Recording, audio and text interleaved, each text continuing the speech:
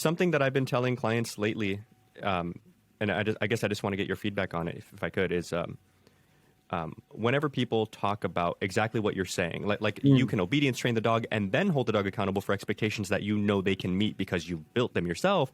Correct. But when it comes to behaviors, if you lunge, I'm going to correct you like second one. Correct.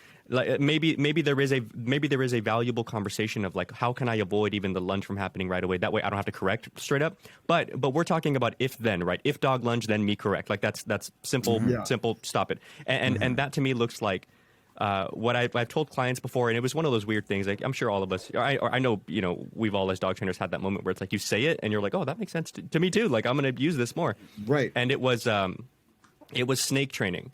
And it was exactly because the client I was speaking to was another person who was more emotional. I could tell, right. And it was unfortunate because it was a dog that, like, right off the bat, just based on what you're hearing and everything, you kind of know I'm going to need to use some sort of tool to help this person with leverage, right? Just smaller person, bigger dog, serious issue. They're not prepared for this, And so when I was explaining things to them like this is what I told them regarding a correction for a misbehavior like that, which was, have you guys ever looked into snake training? And they're like, no, and I'm like, okay, most people have no idea, right? And I was like, well, listen, let me be upfront with you 100%. Number one, as a dog trainer, I wasn't always pro e-collar either. It was actually you and Sean and some other people that introduced me. And the way that I learned, like probably most other trainers, is I learned on my personal dog, Simba, e-collar. Because he sounds a lot like your shepherd. So I tell them that just to kind of like level with them a little bit. But then I get into the snake training. And I'm like, if you guys have ever seen snake training, it's fucking awful. It is. But it'll save a dog's life. Yes. And I try to make the point, and I try to draw this parallel of like, you guys understand this. So, they talk about the whole like eyes, ears, nose. And so like they'll bring out the scent pheromone, dog goes near it, correct the shit out of them. They bring out the fake rubber snake that looks real, dog goes near it, correct the shit out of them. Then they bring the live defanged snake, dog goes to check it out, correct the shit out of them. And I'm like, listen, is it like in a lot of ways, is there value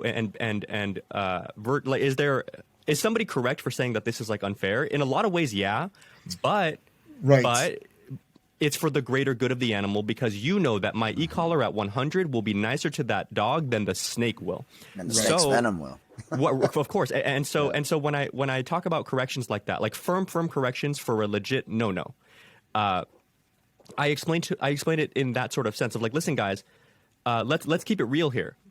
Trainers, especially like the more positive side, they use a lot of the words of like learned helplessness, like emotional scarring, a lot of emotional suppression, right? But the point I bring up with these clients, I'm like, okay, but fine, let's keep it real.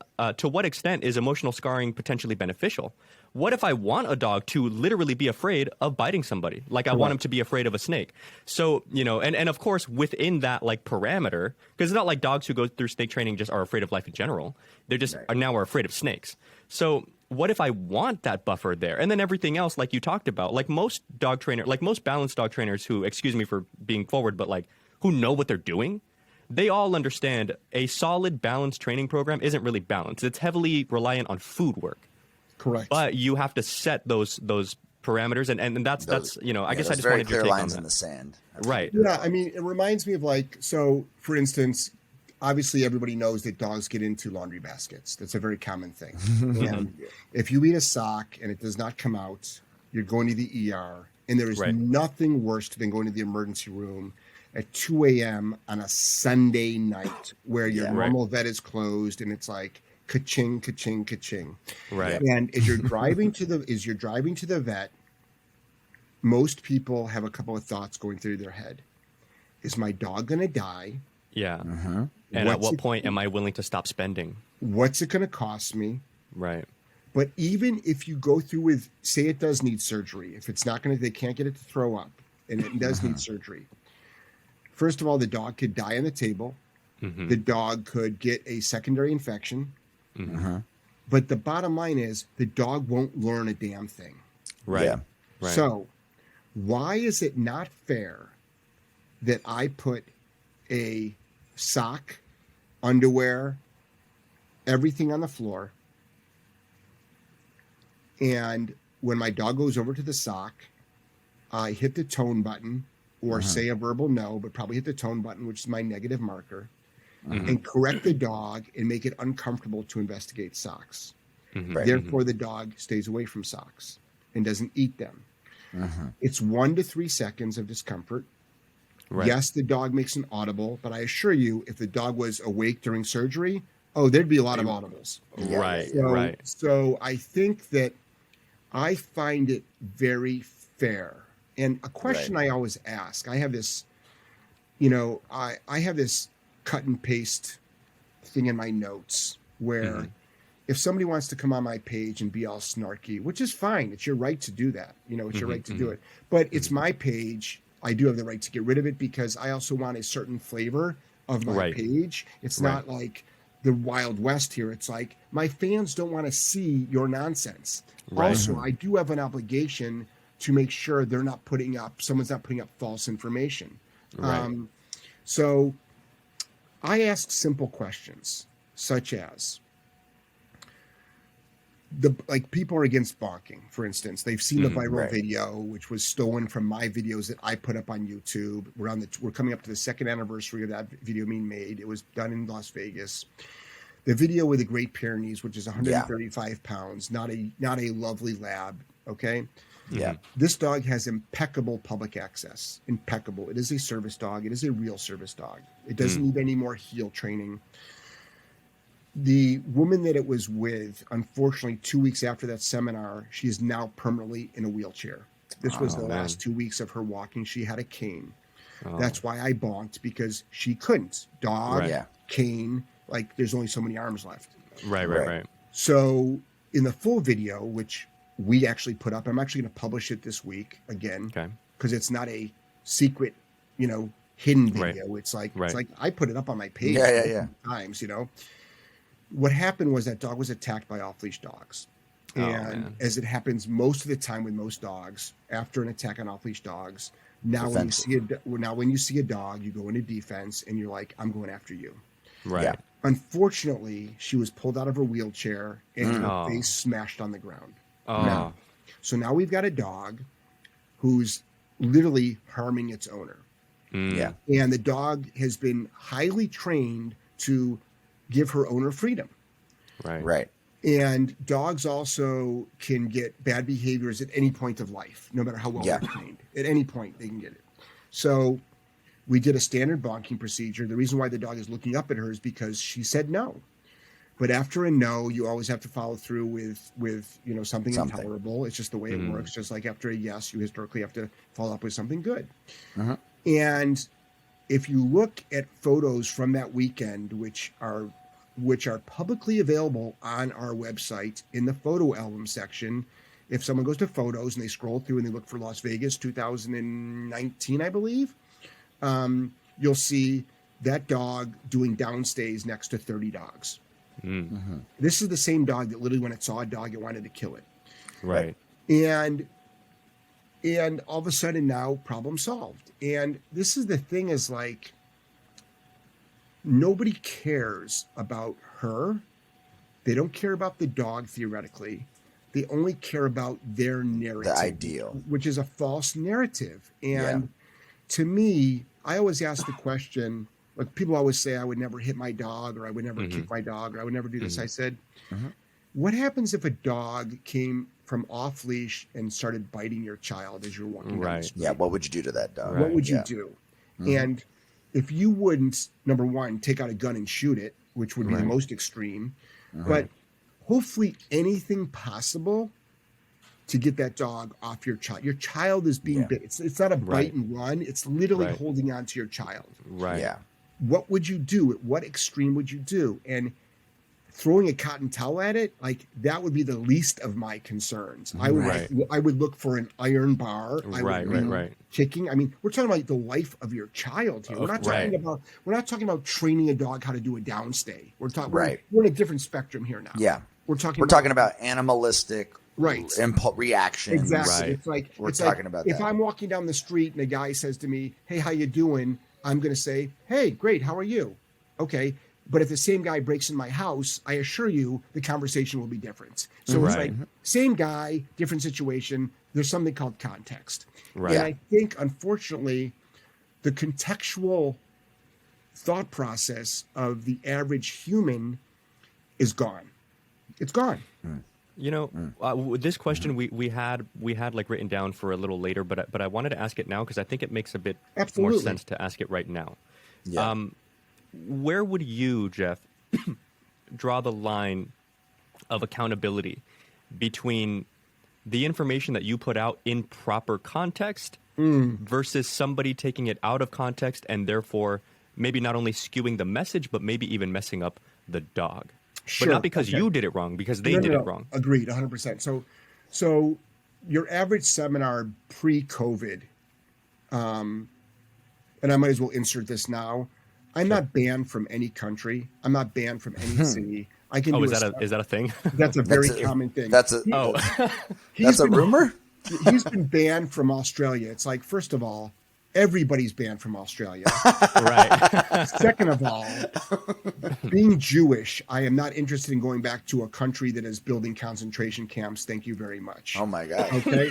So learning more than I knew. Oh yeah. Oh, Australia is going out. They're out of control right now. Yeah, with the COVID camps. Yeah. So I am not banned from anywhere. I, Jeff Gellman, can do a seminar anywhere I want, when I want, and where I want.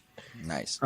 So let's just get rid of that, thing. I've also never been approached by animal services. I've never had a visit for them. Like all this stuff that you hear about is like, I've never been convicted. I've never been like charged. It's all bullshit. But anyway. Yeah. So just this sort of segues into when is too much, right? Right. When I do a seminar and there's 20 dogs, they all come in hot.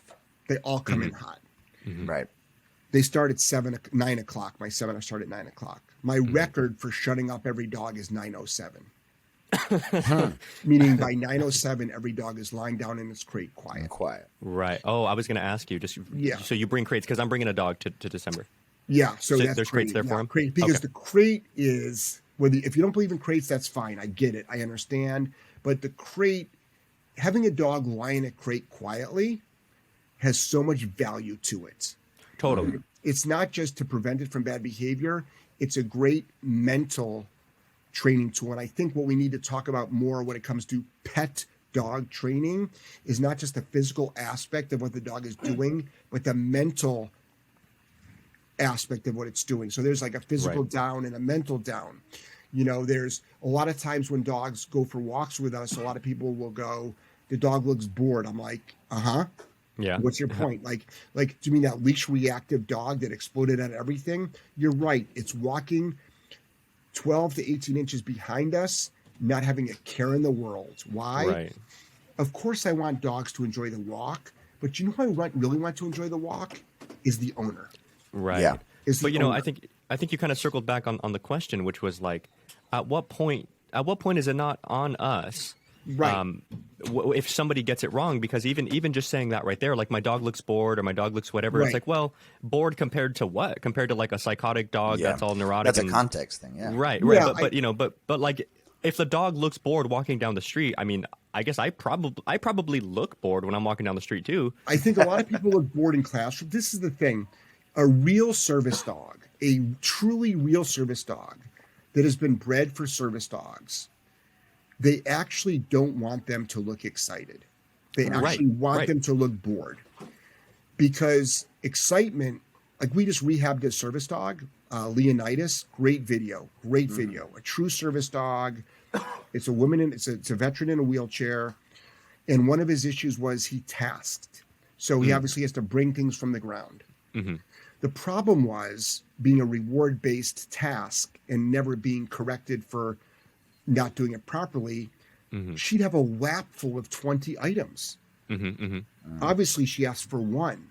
So we actually had to correct the dog for randomly bringing her stuff. Right. But now what it didn't do is it didn't ruin the task. Right. Mm-hmm. It just made the task better. Another thing was, and most people would think this isn't a big problem, but for a service dog, it's a very big problem. It was too friendly.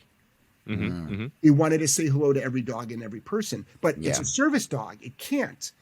So we have a wheelchair here, and we go to the mall, and the off leash, the dog is healing with us at the mall, ignoring everything. It's like bingo.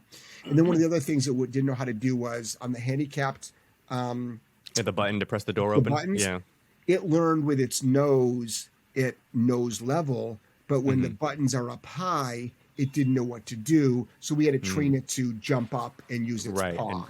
So we also tightened up its, it also bit. She has 2 wheelchairs. One of them is an off-road wheelchair. Pretty cool. It's got like tractor, the big tires. Nice, the big wheels on it. like tank, treads to it. And the dog would always bite it, and we just stopped. That took 1 second, obviously, just make it suck to do it, But now she just travels everywhere with this dog. But I think what's not fair. I've got 4 dogs all lying down right now, quietly, because they're in my office. Angela's walking around. Joelle is doing social media, and I'm on this podcast, and staff keeps coming in and like getting stuff out of the office. These dogs are not supposed to move. Right. Why would you move? So I think if I corrected any of these dogs right now, literally doing nothing, that would be unfair. You want to mess up your dog? That's a great way to mess up your dog. But I think if you're whining, barking, spinning around, pawing at the crates, biting at the crate latch, it's not unfair to correct the dog. Right. Well, can I ask you a question? Because ignoring it is saying yes. Right. So here's my question. Do you think that your work with clickers and food work, because obviously clicker work and food work, like even if you're not using a clicker, is very heavily reliant on proper timing, marking, reinforcing, making sure that the dog understands the context, exactly what you're saying, the reason why it's not unfair, the reason why the dog can understand this without conflating with that. It's funny. It's funny that it's the problem that the people have, but dogs are better at it. Because just like people, you can teach context to a dog. Correct. So my question to you then is, do you feel that your food work has helped your corrective work? Yeah, I think starting my career from a compulsion-based standpoint and then learning how to soften up a little bit, but still having that compulsion background is why I can work with challenging dogs. I think when it comes to either clicker or yes marker, like any positive marker, whatever you decide it to be, I think the marker of yes and no is highly important. I think the delivery of the food and the correction, you've got a little bit of leeway. And what I'm seeing a lot of with clicker work especially is people are giving commands with their hand in their treat pocket, which is wrong. Your hand should be like free and clear. Empty, yep. And what I'm also seeing is a dog will do a sit, the hand goes in the treat pocket, the dog comes out of the sit, and to come get the food. And they click. So what did you just click? Right. Getting up. You just click ass coming out of seat when it should have been ass staying in seat. So I think the marker is important. So that's why I'm a big fan of finding a great reward-based trainer and studying with them, because I think 90% of the work you do, even if you're rehabbing aggression, is going to be reward-based. And Well, and also timing, like the amount of timing I learned doing force-free positive work. Yes, it's how they dissect the behavior into its component pieces and how they close approximations, like that just opened up my whole mind. Yes. So I totally agree with that. Coming from a compulsion background, also. Yeah, and then there's also environmentals that I think people are not taking into context, where they're training their dog in a sterile environment, and that's how we start all the dogs. We start all the dogs in a sterile environment, and then we start adding distractions in that sterile environment, and that's when we introduce the correction to the dog. And then when we take them out in public, which is a non-sterile environment, it's above threshold, and you'll hear a lot of the narrative, don't put your dog above threshold. And I'm like, Mother Nature doesn't care about thresholds. Right. Your dog better be able to learn how to work above thresholds. But again, it's the capability argument. It's like well, Jeff, why can't you just control the universe at all times and stop like overstressing your dog? And it's like, well, listen, if I could, I would, but I can't. So I'm just right. I'm just Or else my kids would have been in school the last 2 years. Right. So, right. you know, I mean, so, and they wouldn't be in school right now with half their face covered up. So I think it's important that we work dogs to survive in the real world, not in a classroom. So that's another reason. That's another reason why I get some slack. It's like someone will send me a video and I won't watch it because I don't click on links at all because I don't know what it is. But I've seen some videos of people like doing sport, which is a skill set I do not have.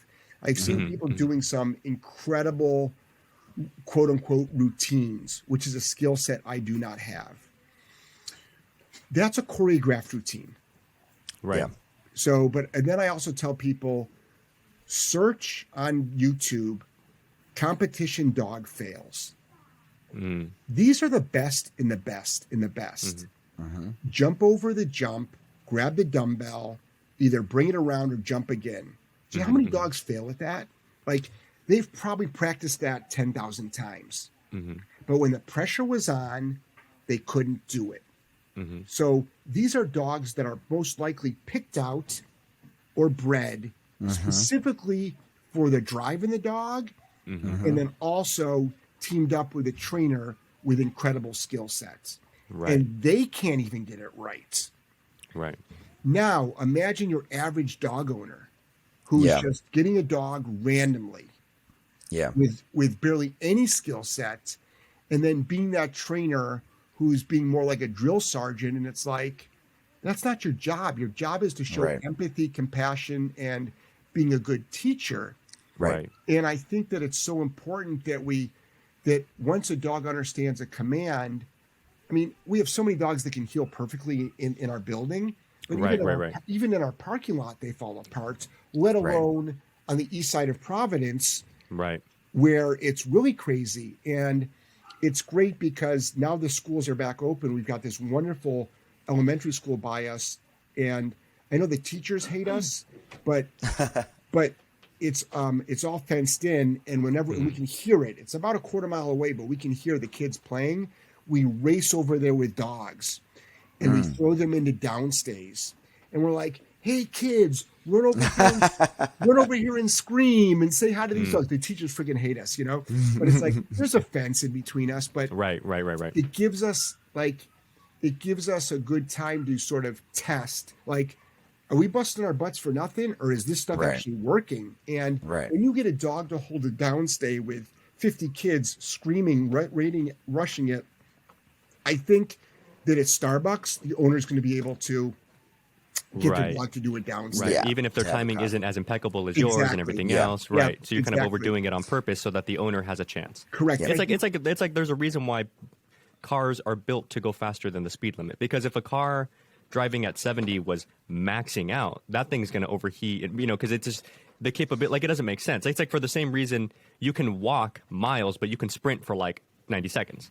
You know, if you're operating at maximum at all times, failure is imminent because you're right at the limit. Correct. And that's a risky place to be. Right. Now, I guess you've never owned cars that can't even go to the speed limit. So I had a truck with my dad in Mexico that the wheels literally fell off when we were trying to they literally all four. I remember I bought an AMC old post office truck where you drive on the right side. And it was old. Oh my gosh. And that thing never made it to Why the would speed you limit. get one?